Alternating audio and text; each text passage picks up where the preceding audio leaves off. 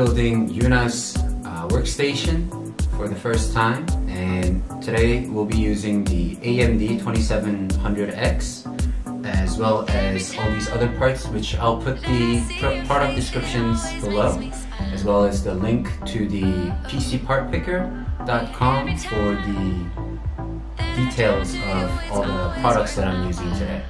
It's going to be a quick build since our PC, video editing PC, is about 5 years old, so it's taking a few hours to export the videos we've been posting, and hopefully this will help us reduce that time dramatically.